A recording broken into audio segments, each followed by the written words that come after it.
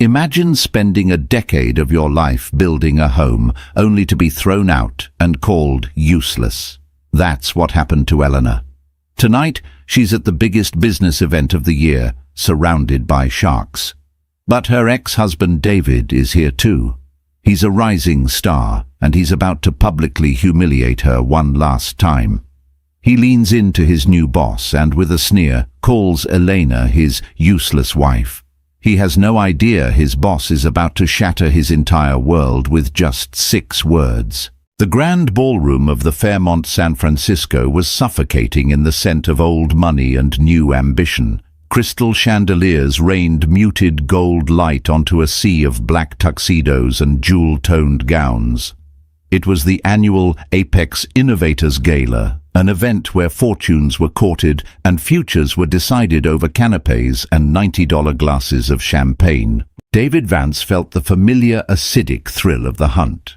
At 42, David was the picture of curated success, a bespoke Xenia suit that whispered its price, a Patek Philippe on his wrist, and a precise surgical haircut. He was a senior vice president at Helios Capital, a man who hadn't just climbed the ladder but had kicked rungs out behind him. Tonight, his focus was singular. Marcus Thorne, the firm's co-founder. A partnership was dangling, and David intended to snatch it. "David, darling, you're vibrating," purred Chloe, his girlfriend. She was exactly the right accessory, a 28-year-old PR executive with a razor-sharp wit and a dress that looked poured onto her. "It's the energy, Chloe. This is where it happens," David murmured, scanning the crowd. He networked with the fluid, predatory grace of a shark, his smile wide but never reaching his eyes. He shook hands with a tech CEO, laughed at a biotech founder's bad joke, and mentally calculated the net worth of everyone he spoke to. He was holding court with 2 junior associates, Ben and Greg, who hung on his every word. He was telling his favorite anecdote about a hostile takeover when a shift in the crowd caught his eye. A woman stood near the terrace doors, her back to him. She was talking to a small, intense man David recognized as a venture capitalist. There was something about her posture, a stillness, a quiet confidence that felt jarringly familiar. She wore a simple, midnight blue gown, her dark hair pulled back. No sequins, no plunging neckline. She looked plain, understated. Then she turned, and the champagne in David's mouth went flat. Elena Reed, his ex-wife. A cold, familiar annoyance prickled his skin. It was like finding a mildewed photograph in a pristine, minimalist apartment. Elena didn't belong here. This was his world, the world he had built after shedding her. "God, you've got to be kidding me," he muttered. Ben, ever the sycophant, leaned in. "What's wrong, David?" David forced a short, dismissive laugh. He saw his opening. This was a perfect casual display of how far he'd come. He gestured with his chin. "See that woman by the door? The one in the nun's dress." Ben and Greg squinted. Chloe followed his gaze, her expression tightening. "That," David said, his voice dripping with condescending amusement, "is Elena, my first wife, my starter wife." "No kidding," Ben said, playing along. "Doesn't look like your type, man." "She wasn't," David said, louder now, enjoying the small audience. "She was my project, you know, the supportive wife. Kept a nice house, cooked. God, the casseroles." He shuddered theatrically. "She had this little hobby, some gardening app or something, eco-data. Pathetic." He took another sip of champagne. The bitterness he felt was old, but it still had teeth. The 12 years with her, they felt like a long, boring preface to his real life. She'd been a dragweight. She hadn't understood the hunger required. When he'd left her for a younger, more ambitious colleague who had since been replaced by Chloe, Elena had been pathetically broken. "Seriously, what's she even doing here?" Greg asked. "Catering?" David let out a bark of laughter. "Right. Probably snuck in to get free food. When I finally divorced her, I swear, I felt like I'd been released from prison. The woman was utterly, completely a useless wife. No ambition, no drive, just There. Chloe giggled and squeezed his arm. Well, you certainly upgraded, darling. Tell me about it, David said, preening. He was about to launch into another story, the one about her crying over a spreadsheet, when a shadow fell over their small circle. A useless wife, you say, Vance? The voice was quiet, cultured, and carried the weight of absolute authority. David froze. His smile snapped rigid. He turned slowly, his heart lurching into his throat. Marcus Thorne stood behind him, his expression unreadable. Thorne was a man who didn't need to be tall to command a room. His stillness did the work. He held an untouched glass of whiskey, his silver-grey eyes fixed on David. "Marcus," David stammered, his face flushing hot. We were just—" "I heard you," Thorne said. He wasn't angry. He was analytical. He looked past David, his gaze landing on Elena by the terrace door. She was laughing at something the VC had said. "You were referring to Elena Reed?" Thorne asked, his voice still level. "Yes," David said, trying to regain his footing. "My ex, ancient history. I had no idea she'd be, well, here."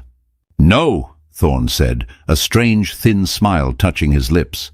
"I imagine you didn't." Thorne turned his gaze back to David.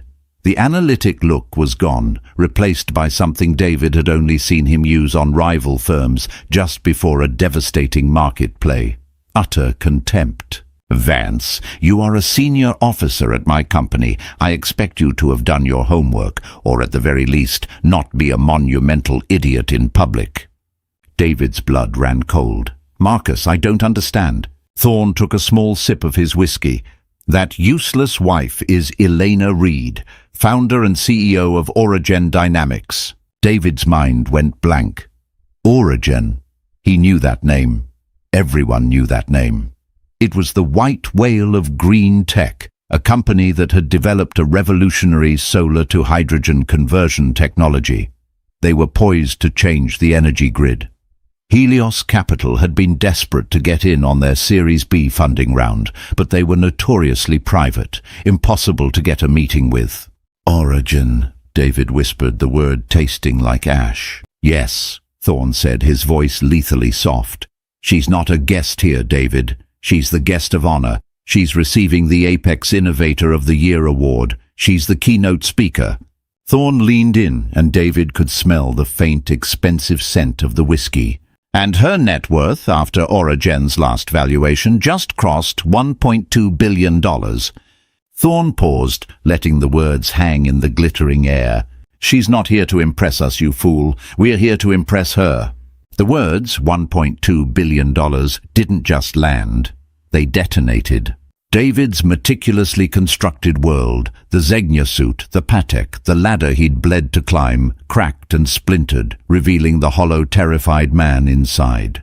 His hearing tunneled. The joyful chatter of the gala, the clinking glasses, the soft orchestral music, it all dissolved into a high-pitched whine. Ben and Greg had evaporated, their faces pale with second-hand terror. Chloe's hand was still on his arm, but her grip had gone from affectionate to vice-like, her manicured nails digging into his bicep. "Billion?" David echoed. The word was foreign, absurd. It couldn't be. This was Elena. Elena, who wore flannel pajamas and worried about the gas bill. Elena, who cried when he criticized her cooking. Elena, whose hobby was tinkering with solar panels and algae in their damp garage.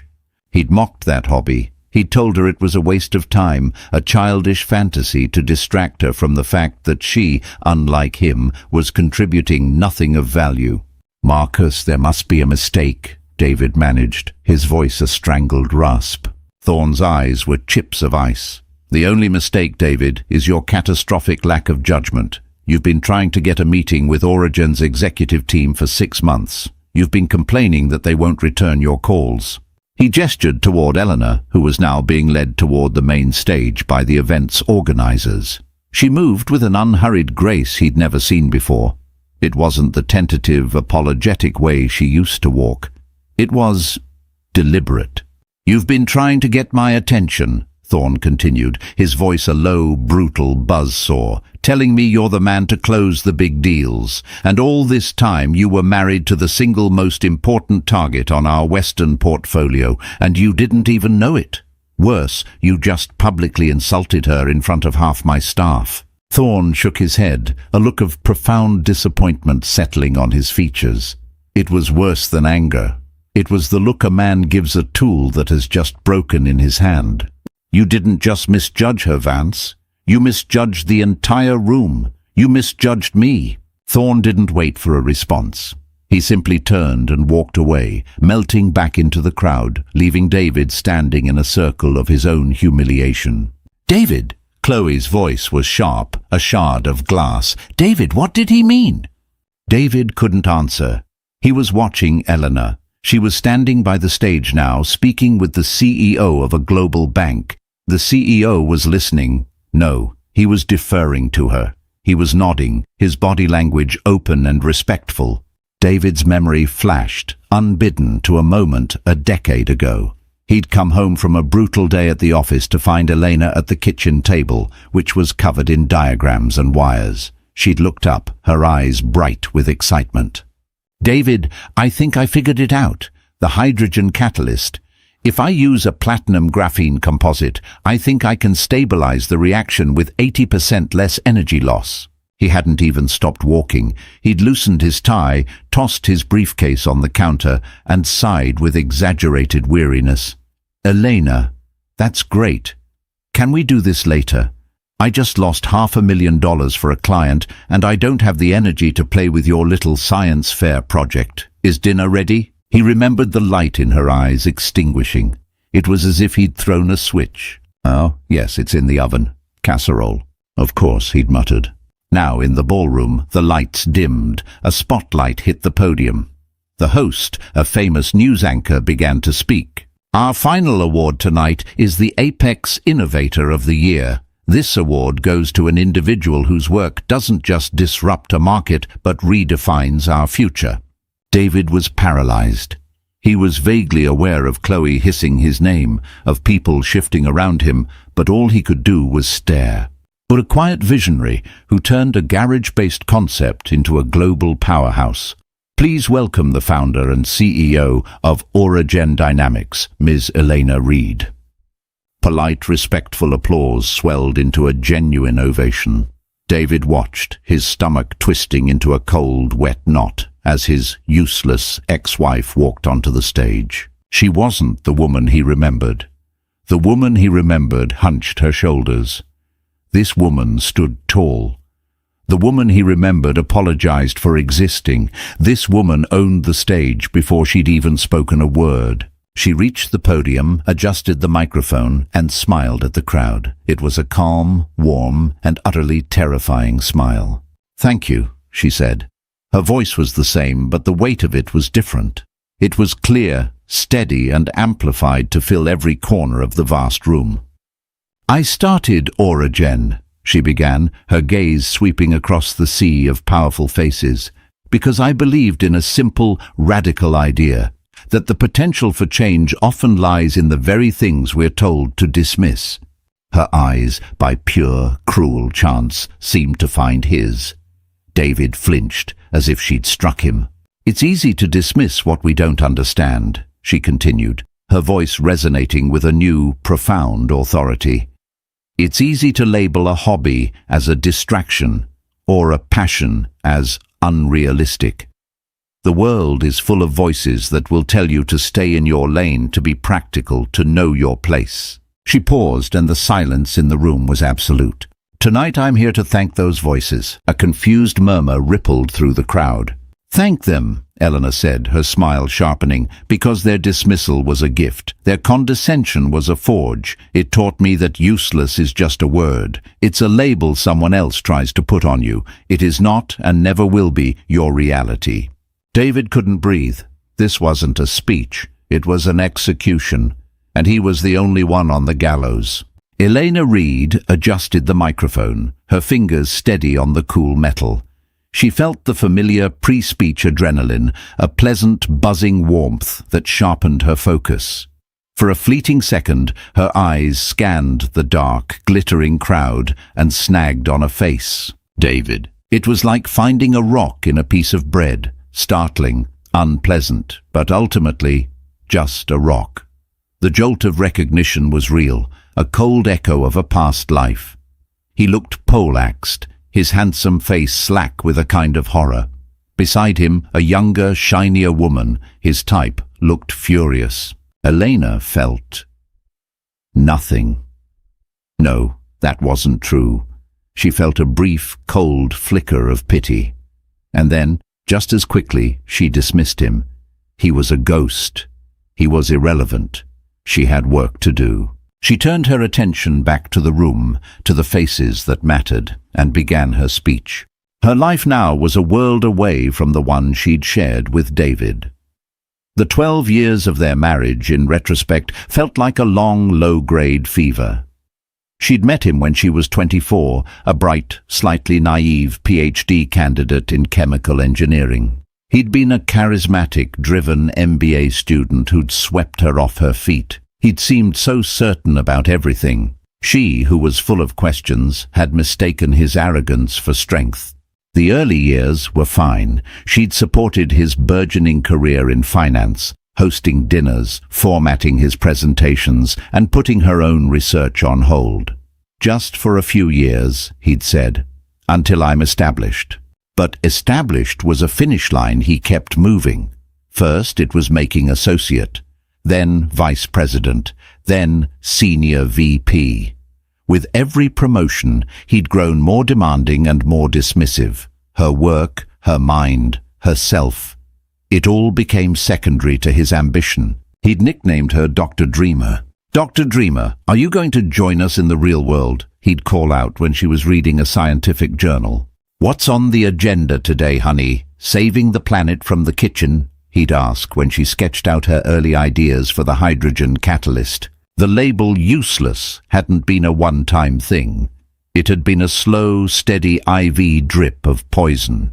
He'd wielded it to chip away at her confidence, to make her small, to ensure she never grew large enough to question him or, God forbid, overshadow him. He needed her to be the dull, supportive backdrop for his glittering success. And for a long, shameful time she had let him. She'd shrunk. She'd made herself small. She'd cooked the casseroles. The divorce had been his idea.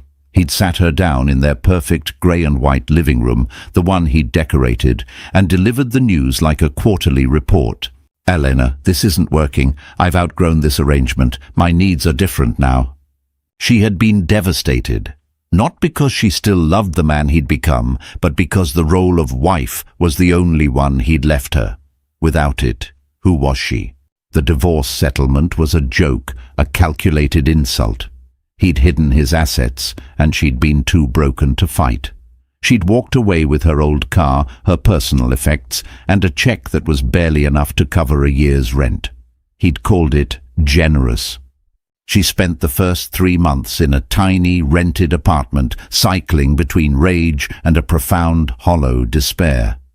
She was 40 years old. She had a PhD she hadn't used in a decade. She had no job, no husband, and no future. She was exactly what he'd said she was, useless. The change came not as a lightning bolt, but as a slow, rising tide of anger.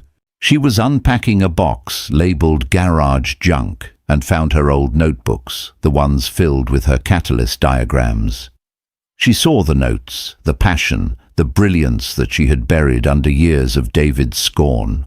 He didn't just leave her, he erased her. A new, cold thought cut through the despair. I will not be erased. He thought her hobby was pathetic. She would make it an empire. He thought her eco-data was a joke. She would make it the new global standard. He thought she was useless. She would show him. She would show everyone. She cashed the settlement check, every last penny of it. She used it to file her first patents, rent a small lab space in an industrial park in Berkeley, and hire 2 other PhDs who had also been overlooked by the world. She called it Orogen Dynamics. The first 2 years were brutal. She lived on ramen and slept on a cot in the lab. She pitched to venture capitalists who looked at her, a middle-aged woman in a practical blazer, and saw a housewife playing dress-up. The no's were constant, and many were condescending. "This is very ambitious, dear." But her science was sound. Her catalyst worked. It didn't just work, it blew every existing model out of the water. It was cheap, stable, and scalable. Her first yes came from a small, female-led VC firm that actually listened to her. They gave her $5 million. With that, she built her first prototype. 18 months later, a major utility company signed a contract to test her technology. The rest was a blur of frantic growth. The yeses became a flood. Origin Dynamics wasn't a hobby anymore. It was the unicorn everyone was chasing. And Elena found she was good at it, not just the science, the business. The years of watching David, of hosting his dinners and listening to his boardroom war stories had been an education. She had all his knowledge, but none of his reckless ego. She was patient. She was precise. She didn't need to be the loudest person in the room. She just needed to be the smartest. Now, standing on the stage of the Fairmont, she looked out at the sea of faces. She saw investors, rivals, and dreamers. She saw the new world she was helping to build. She finished her speech, her final words ringing with the quiet authority she had earned. The future is not built by those who shout the loudest. It's built by those who listen to the quiet, useless ideas and have the courage to see them through. The applause was a tidal wave. She smiled, nodded her thanks, and walked off stage, directly into the arms of the event organizer. As she was guided back to her table, the head table next to the mayor, she allowed her gaze to drift back to where David had been standing. He was gone. David didn't remember leaving the ballroom. One moment he was drowning, the next he was in the back of a taxi, the humid night air fogging the windows. Chloe was beside him, vibrating with a cold, contained fury. "A billionaire, David." Her voice was a stiletto. "A billionaire? And you called her useless." "I didn't know," David whispered, the words sounding stupid even to his own ears. "You didn't know," she mimicked, her voice rising. "You were married to her for 12 years. How do you not know? Did you think Origin Dynamics just appeared out of thin air? It's been the biggest story in green tech for 2 years.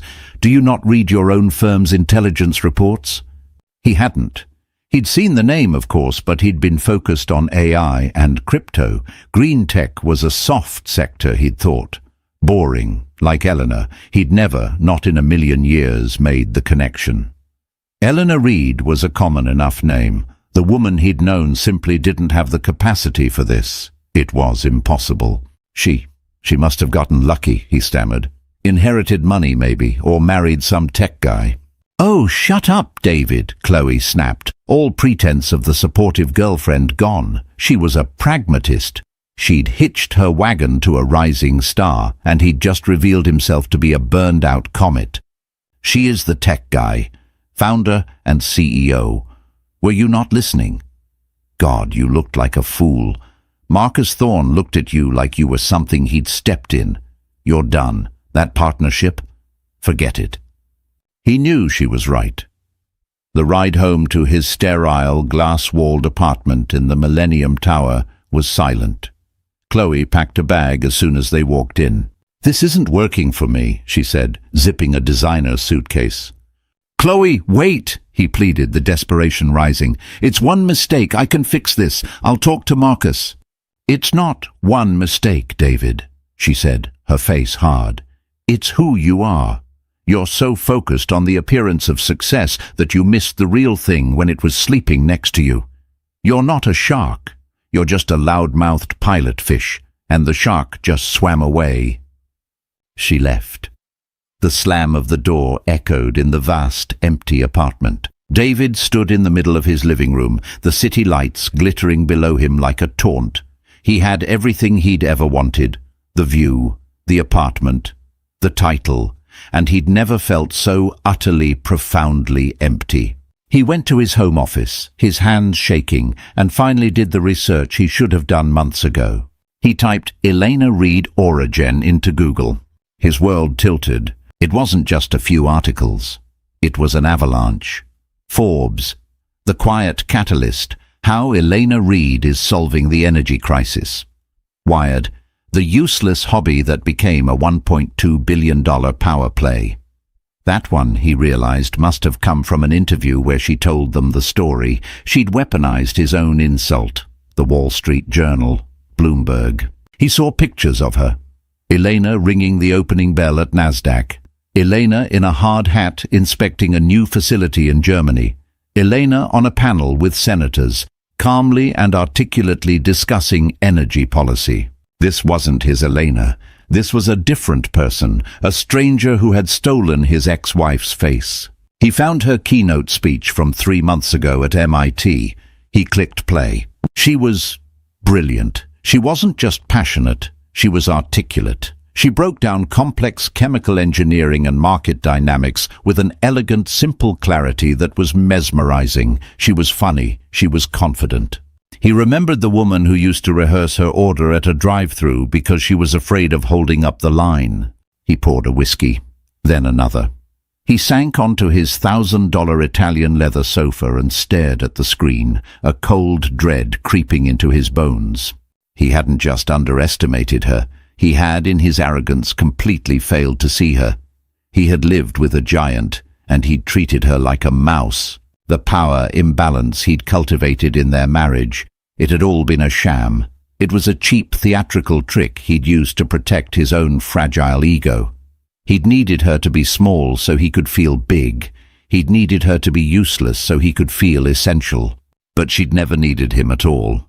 He'd spent the last 7 years since their divorce telling himself he'd escaped a boring, ambitionless life. He'd pitied her.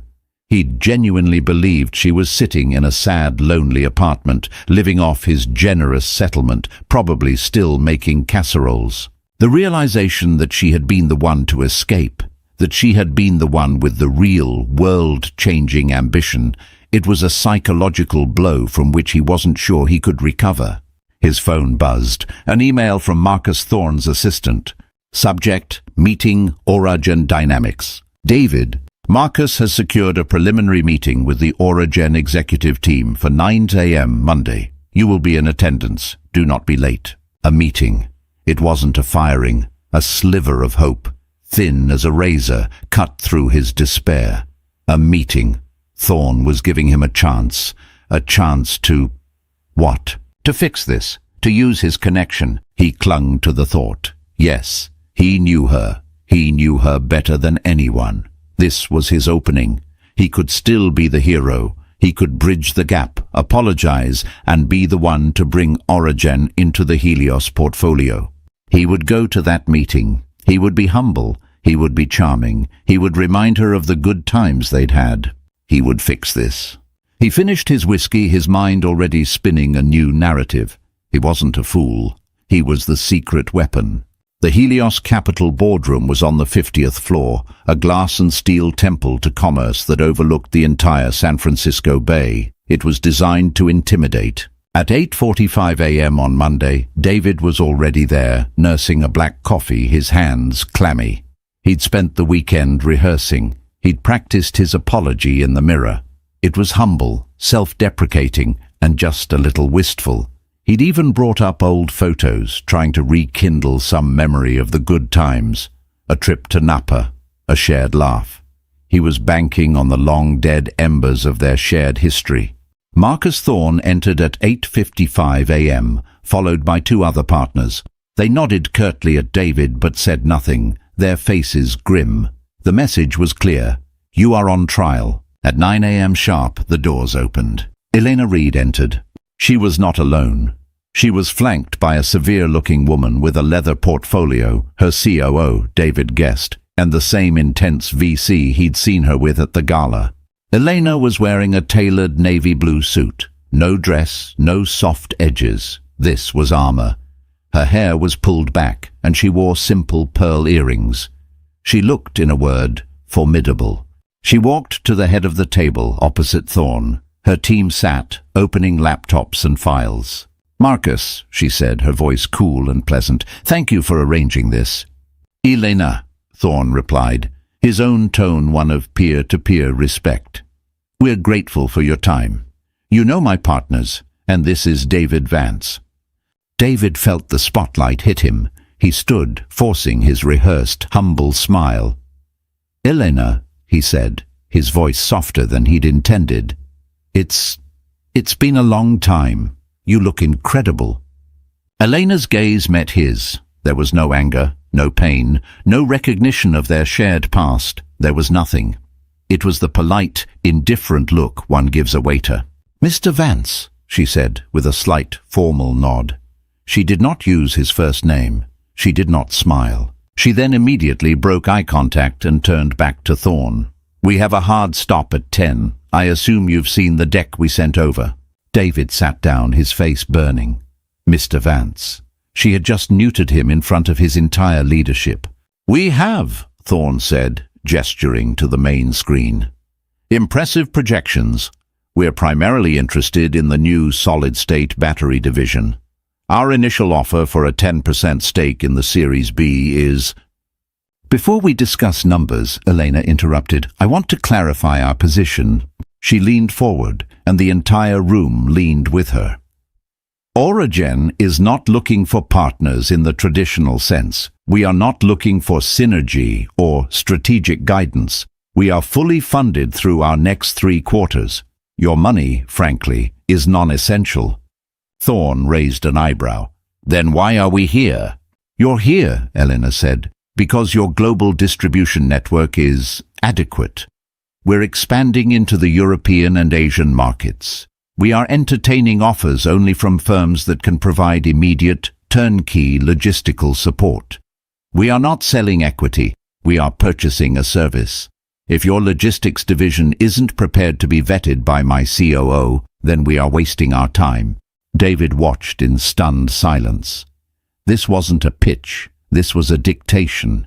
She was setting the terms. She was the whale, and Helios was the barnacle.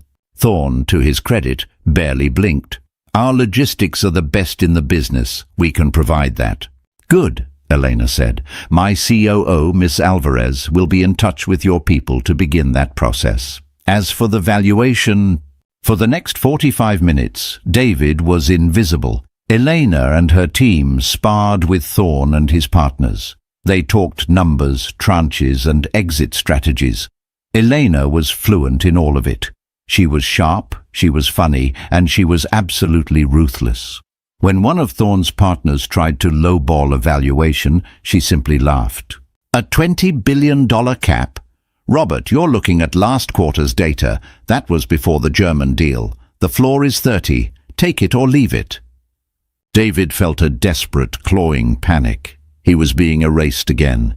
He'd been brought here to be the secret weapon, and he was nothing but furniture. He had to do something. "Elena," he broke in, his voice shockingly loud in the quiet, high-stakes volley. Everyone stopped. Elena turned her head, her expression one of mild annoyance, as if a fly had landed on the table. "David?" she said, the name sounding like a question. He forged ahead, ignoring the murderous look from Thorne. I need to say what I said at the gala. It was unforgivable." Elena sighed. It was a small, impatient sound. "I was an idiot," David pressed, his rehearsed speech tumbling out. "I was blind. What you've built, it's a miracle. I was so wrong about everything." He looked at her, searching for the Elena he knew, the one who would forgive, the one who flinched at conflict. The woman across the table simply stared at him. "Mr. Vance," she said, her voice flat and cold, "are you under the impression that this is a personal meeting?" No, I just wanted—" "Because your personal feelings, positive or negative, have absolutely no bearing on this discussion. Your apology, while noted, is irrelevant." She turned back to Thorne. "Marcus, is he a necessary party to these negotiations?" David felt the blood drain from his face. Thorne looked at David, his expression one of finality. "No, he is not." "Then I would respectfully ask that he be excused," Elena said, not unkindly, but with the simple, declarative power of a queen dismissing a courtier. "My team and I are discussing sensitive financial data, and I only want essential personnel in the room." Essential, the word he had lived by. David looked at Thorne, pleading. Thorne nodded once. David, you're excused. It was a public execution. His career, his reputation, his last shred of dignity, all gone. He stood up. His chair scraped loudly against the floor. He buttoned his suit jacket, his hands trembling. He walked the long, agonizing walk to the boardroom door, the silence of the room pressing in on him. He didn't look back. He couldn't. He stepped out, and the door clicked shut behind him, sealing him out of the world he had tried to build, and sealing her inside the one she had. Chapter 6. Rock Bottom. David Vance walked out of the boardroom and kept walking. He passed his office with its panoramic views. He passed his assistant's desk. She didn't even look up. He got into the elevator, rode it down 50 floors, and walked out of the revolving doors of the Helios building onto the bright, busy streets of San Francisco. He was a ghost. He didn't go home. He couldn't face the empty apartment, the silence where Chloe's voice used to be. He just walked. He walked for hours until his feet throbbed in his expensive Italian shoes and the fog began to roll in, cold and damp. He ended up at a dive bar in the Tenderloin, a place that smelled of stale beer and bleach. He sat in a dark, sticky booth, ordered a well whiskey, and stared at the flickering TV above the bar. He had lost everything. It wasn't just the job. He knew with chilling certainty that his career at Helios was over. Thorne hadn't fired him, but he didn't need to. He'd been excused. In their world, that was a death sentence. He would be sidelined, given no clients, no new projects, until he was forced to resign. His brand was toxic. The man who'd called the most important tech founder in the country useless, his ex-wife no less. He was a joke. It wasn't just Chloe. She was a symptom. He'd cycled through women like her, each one a reflection of his current status. He'd never loved any of them. He'd only loved what they represented. No. The thing he'd really lost was the story he told himself. The story was that he was David Vance, the self-made man, the shark, the winner, the one who had escaped a dull, passionless marriage and built an empire. His whole identity was a high-rise built on that one single foundation, that he was better than Elena. And in one night, in one word, billionaire, she had taken a wrecking ball to that foundation. He wasn't the winner. He was the fool. He wasn't the shark. He was the punchline. He hadn't escaped. He'd been left behind. He'd spent 12 years systematically diminishing a brilliant, visionary woman because her light had threatened to expose his own insecurities. He hadn't just failed to see her potential, he had actively tried to extinguish it. He'd done it out of fear. He'd done it out of a deep, gnawing insufficiency that he papered over with suits and watches and snide comments. He'd called her useless. He downed the whiskey. It burned, but it wasn't enough to burn away the self-disgust. He'd apologized in that meeting, but he realized now that his apology was just another transaction. It was a desperate bid to get back in the game, to regain some power. Look at me, Elena. I'm humble now. Forgive me so I can feel good about myself. Forgive me so my boss will respect me again. He hadn't been sorry for what he'd done to her. He'd been sorry for what he'd lost for himself, and she'd seen right through it. Are you under the impression this is a personal meeting? Your apology is irrelevant. She hadn't just dismissed him. She had declared that he and his entire emotional landscape had no value in her world. It was the most profound, complete rejection he had ever experienced. It was exactly the same invalidation he had subjected her to for more than a decade. It was, he thought, a twisted kind of justice. He sat in that dark bar for hours, the afternoon turning to evening. He didn't get drunk. He just sat, letting the full, crushing weight of his reality settle on him. He was a 42-year-old man with a hollow career, no real relationships, and an identity that had just been revealed as a complete fabrication. He was, in every way that mattered, bankrupt. For the first time in his adult life, David Vance had no idea what to do next. There was no deal to chase, no ladder to climb, no one to impress. There was just him.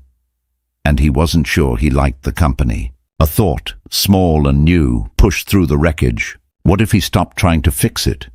What if he stopped trying to win her back, or win Thorne back, or win anything back? What if, for the first time, he just stopped? What if he just accepted it? He'd been a terrible husband, a toxic, arrogant, insecure man. He had inflicted real, lasting pain on a good person, and he had, as a direct consequence, destroyed his own life. There was no redemption. There was no fixing this. There was only acknowledging it. He paid for his drink, walked out into the cold night, and went home. He didn't open his laptop. He didn't check his email. He sat in his dark, silent apartment, and for the first time, he truly, completely let himself be the failure he was. It was, in a strange way, the first honest thing he'd done in 20 years. 9 months passed. The world did not end. It just changed. David Vance was no longer a senior vice president at Helios Capital. He'd resigned 2 weeks after the Origen meeting, taking a small, humiliating severance package. The news of his departure was a tiny, polite line item in the firm's internal newsletter. Chloe, he heard, was already dating a hedge fund manager. He'd sold the Millennium Tower apartment and all the expensive, minimalist furniture that now felt like a stage set. He moved into a small, rented condo in Oakland. It was quiet. It had a view of a brick wall and a sliver of the bay if he craned his neck. He found a job. Not a great job. He was a consultant at a small regional investment firm. The pay was a quarter of what he used to make. His colleagues were young, earnest, and not at all impressed by his past. He wasn't a shark.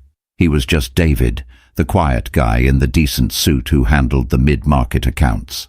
And he was in therapy, twice a week. He was doing the grueling, unglamorous work of unpacking his own toxic masculinity, his father wound, his desperate need for external validation. It was, he found, infinitely harder than any hostile takeover. He learned to cook, real food, not just grilling steaks. He learned to listen, really listen, without formulating his response. He learned to be alone. He followed Origen's rise in the journal. They'd gone public. The IPO was one of the biggest in a decade. Elena's face was everywhere, no longer just on Forbes, but on Time. Changing the world. She was, by all accounts, exactly that. He felt a strange, distant pride, immediately followed by a wave of old, familiar shame. He was learning to sit with both. One drizzly Tuesday evening, his new boss asked him to attend a networking event. It wasn't a gala, it was a new innovators showcase at a co-working space in Berkeley. Startups pitched and local VCs listened. It was small time. It was exactly his speed now. He went, grabbed a craft beer and a name tag, and found a seat in the back row. The first few pitches were rough. A social media for dogs app. A bespoke kombucha delivery service. He was taking notes, trying to find a kernel of something, when the host announced the guest speaker. "We are so incredibly honored to have her. She's a local legend, a true inspiration, and a testament to what can be built right here in the East Bay. Please welcome to mentor our new founders, Elena Reed." David's heart stopped. The small crowd erupted in enthusiastic, adoring applause. Elena walked onto the small plywood stage. She was dressed in jeans, a simple black blazer, and boots. No armor. She looked relaxed, happy. She smiled, a genuine, warm smile that lit up her face. "Hi, everyone," she said, and the room went silent. "Okay, so who's tired of hearing no?" Hands shot up. She laughed. "Good. No is where the fun starts." For 20 minutes she didn't give a speech. She just talked. She told them about her first failed pitches. She told a hilarious story about accidentally setting a small fire in her first lab. She talked about believing in an idea so much that the no's just become noise. She was charming. She was real. She was everything he'd never allowed himself to see. After her talk, she didn't leave. She stayed for the Q&A. She stayed after the Q&A, surrounded by a swarm of young, hopeful founders, all clutching their laptops. David watched from the back. She was patient with every single one. She listened intently to a young woman's frantic pitch about bioplastics, then gently interrupted her. "Breathe," Elena said, putting a hand on the woman's arm. "Your science is good, but you're hiding your why. Why do you care about this? Start with that." She was a natural. She wasn't just a CEO, she was a mentor. She was building a new generation. David felt an overwhelming urge to leave, to run. It was too much. It was too painful to see her like this, to see the good she was putting into the world, a world he was no longer a part of. He stood keeping his head down and made for the exit. He was almost at the door when her voice cut through the chatter. "David." He froze. He turned. The crowd had thinned. She was standing alone by the stage, holding a paper coffee cup. She wasn't smiling. She was just watching him. He walked toward her. It felt like walking across a canyon. "Hello, Elena," he said. His voice was hoarse. "I didn't expect to see you here," she said. It wasn't an accusation. It was a statement of fact. "My new firm sent me," he said. "Scouting." "Ah." She nodded. She looked at his simple, off-the-rack suit, his new, modest watch. She looked at his face. He knew he looked older. He looked tired. An awkward, heavy silence stretched between them. The ghosts of 12 years of marriage, of betrayal, of public humiliation, all stood in the small space between them. He had to say something, not the transactional apology from the boardroom, but the truth. "What you've done," he said, his voice quiet. "It's incredible, Elena. I read about the IPO. Congratulations." "Thank you," she said. "And that woman you were just talking to, the one with the plastics pitch, you really helped her. That was kind." Elena looked at him, a long, searching look. He met her gaze. He wasn't asking for anything. He was just stating a fact. She seemed to find what she was looking for. The slight, guarded tension in her shoulders eased. "I had a lot of help," she said, "from people who believed in me when others didn't." The old David would have flinched. The new David just nodded, accepting the blow. It was true. "Yeah," he said. "Are you?" she started, then stopped as if unsure. "Are you doing okay, David?" The simple human question almost broke him. It was the first time she'd shown him anything other than indifference.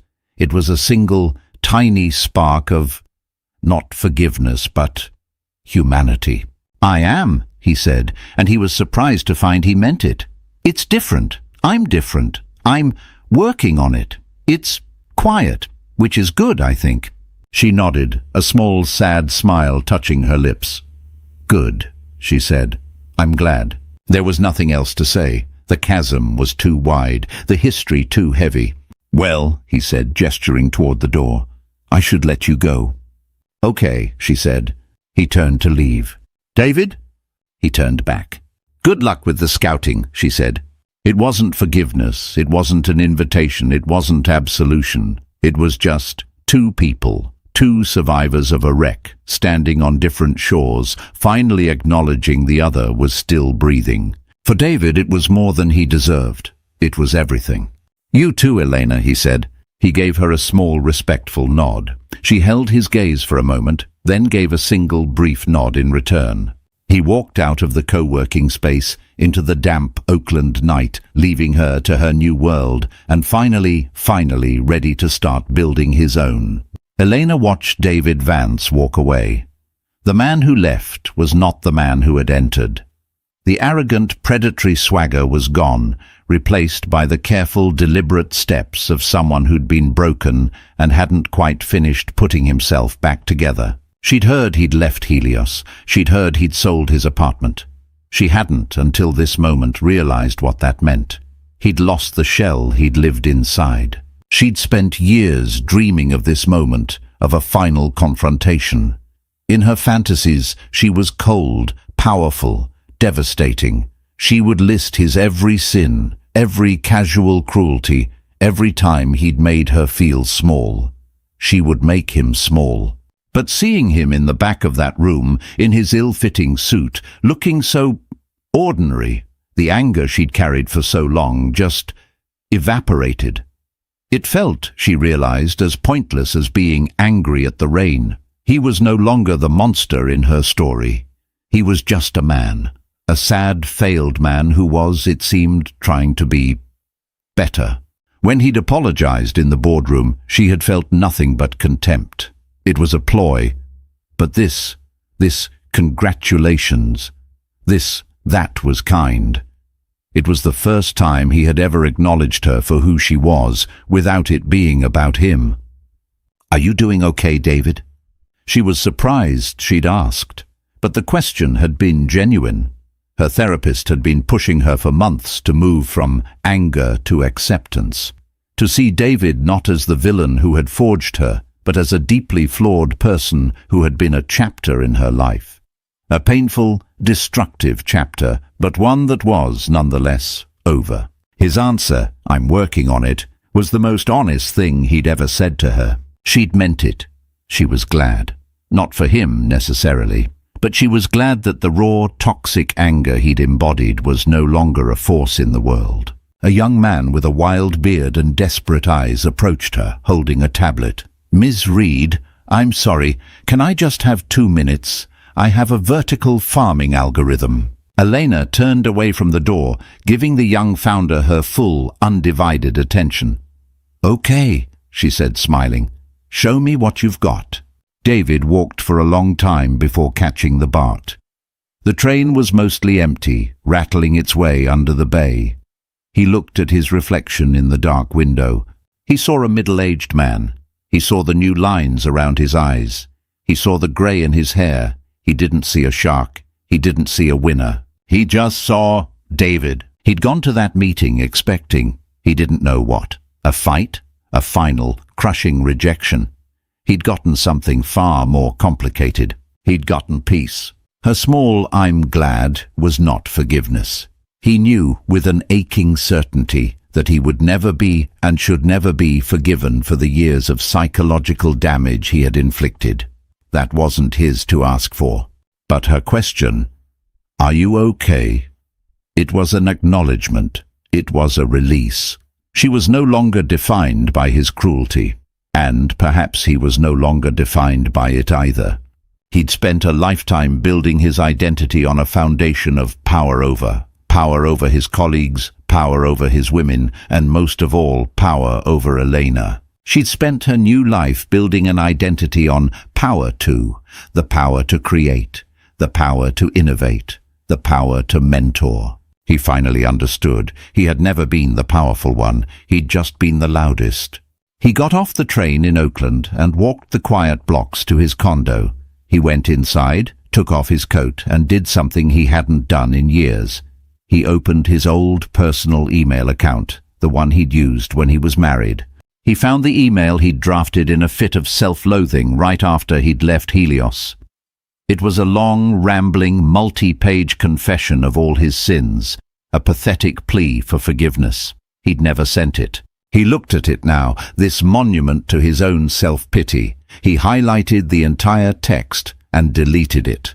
He started a new email. The to field was elena.reed@gmail.com, her old personal account, the one he'd called useless. He had no idea if she still checked it. It didn't matter. He typed one sentence.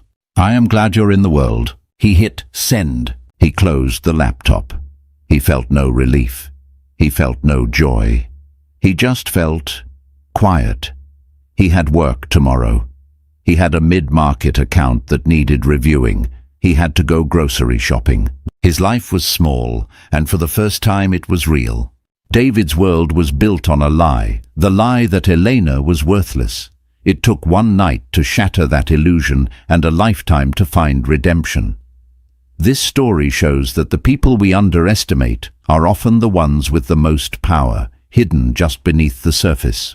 What did you think of David's journey? Was his redemption earned, or did Elena deserve more? Let me know your thoughts in the comments below. If this story resonated with you, please hit that like button, share it with someone who needs to hear it, and make sure you subscribe and ring the bell so you never miss a new story. Thanks for watching.